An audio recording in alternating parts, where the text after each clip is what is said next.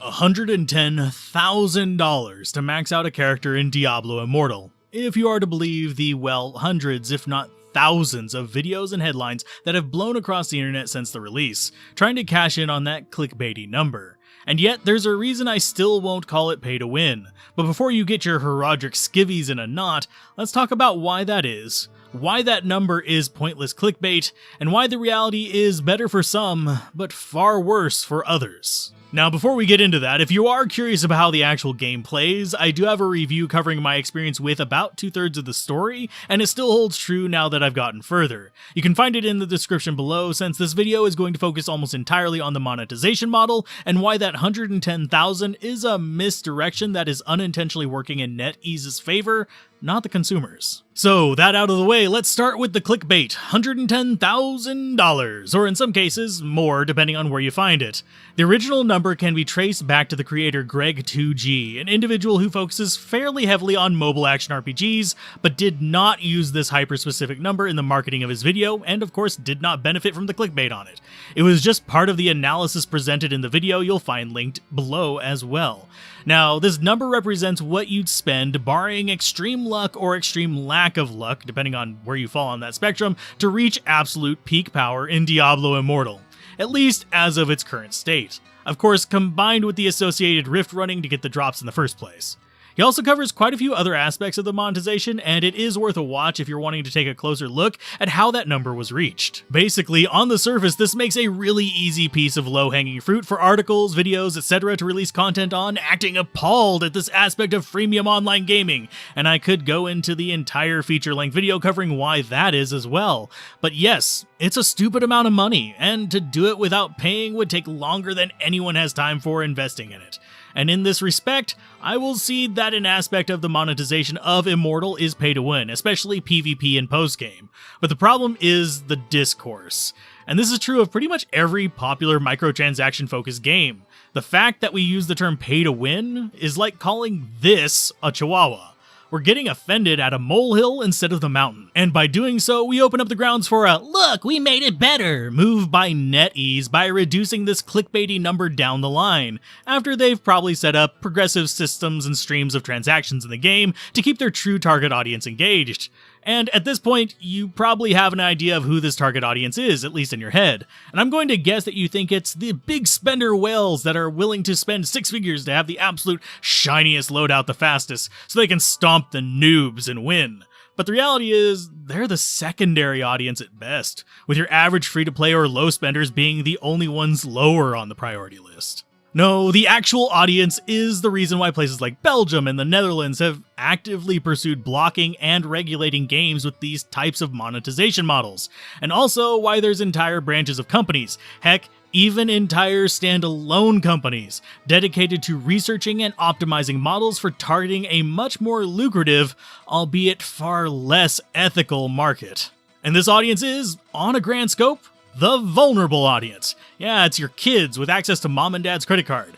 It's the individual people with addictive personalities, especially whenever it comes to gambling. It's your audiences with lower impulse control or individuals lacking adequate validation in their lives.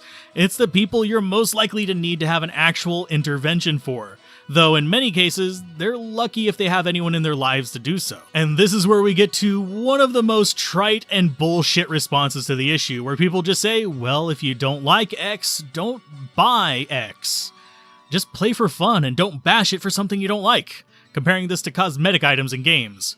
And for someone like me who literally has thousands of games and is very conscious about the financial manipulation in these free games, I can easily say, sure, I won't buy it, I'll just play the story and move on to the next game. It's simple for me. Especially since, thanks to you, the viewers, it's actually easier for me to get a game than it is for me to get the money to pay rent, which is not a normal situation for most people. And this is why I'm extremely aware that this is something that is not true for a lot of people. For many, free games are their only form of affordable entertainment. For others, they need that dopamine hit from a shiny drop to carry them through a rough patch. And for others, they're so addicted to the thrill and adrenaline of gambling, they'd gamble their own mother on a coin flip just to get that high. These are the primary audiences of games like this. The people you can convince it's just $1, why not drop it in for some shinies? You can barely get a drink for that anyways.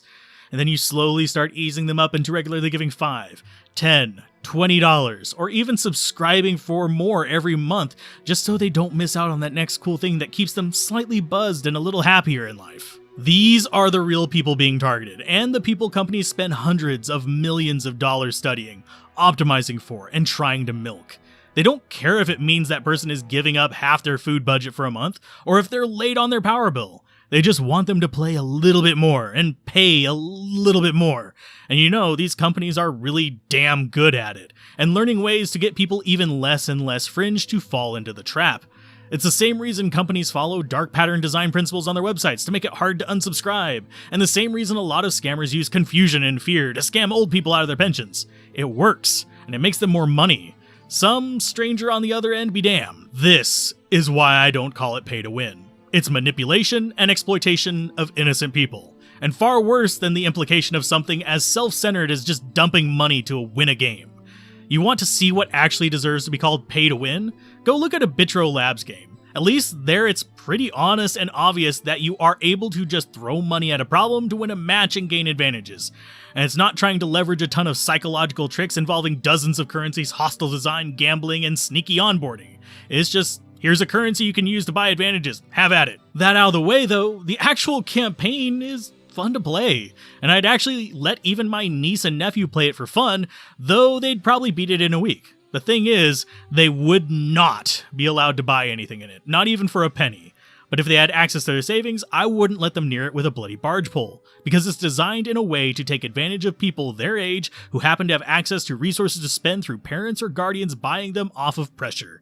It's also designed to target adults, you know, people your age who just happen to be more prone to gambling, in this case on rifts, or people prone to thinking they'll just spend a little to have a little more fun this week. They may get a few dozen people spending tens of thousands, if not hundreds of thousands of dollars in a small span of time, but what they really want is the reliable whale. That person spending $20, $30, $50 a month just to maintain their battle pass, and since they already sunk the cost, what's another $10 for a bundle? Get a few thousand vulnerable people each month to fall into this trap because it's tied to a franchise or world they love, and bam, profit.